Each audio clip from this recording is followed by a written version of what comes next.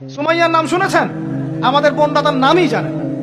ওরা জানে কি প্রোডাক্ট আসলো বাজারে, কোন পার্লারে গেলে কি পাওয়া যায়, কোথায় গেলে কি হয়, কোন মার্কেটে গেলে কি পাবো। মার্কেট ভর্তি মহিলা দিয়ে, ভর্তি মহিলা দিয়ে, গার্মেন্টসও তো ভর্তি মহিলা দিয়ে। পর্দা কতটুকু মেনটেন হয় সেটাও ভাবতে হবে। জব করতে দোষ নাই, জব করতে দোষ আছে, পর্দা কতটুকু ভাবতে হবে না? বোনরাও শোনেন, ভাইরাও শোনেন। সুমাইয়া স্বাধীন, কখন স্বাধীন?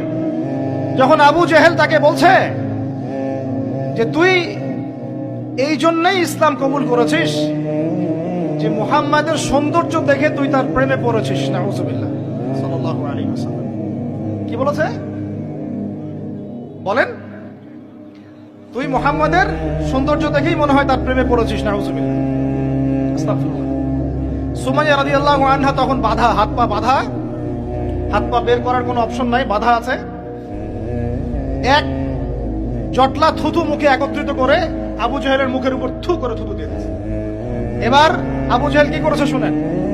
আবু জেহেল তার কাছে একটা বর্ষা ছিল, বর্ষা চেনা যায়, বর্ষা সামনে অংশ চোখা, এটা দিয়ে সুমাইয়া রাদিয়াল্লাহু আনহার লজ্জাস্থানে আঘাত করে তাকে শহীদ করে দিয়েছে।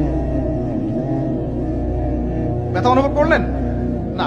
আমি জানি করেন নাই, কারণ সুমাইয়া আপনার কেউ না, সুমাইয়া আপনার কেউ না, সুমাইয়া আমার বোন না, সুমাইয়া আমার স্ত্রী না, সুমাইয়া আমার মা না, সুমাইয়া আমার খালা ফুফু চাচি মেয়ে কেউ না।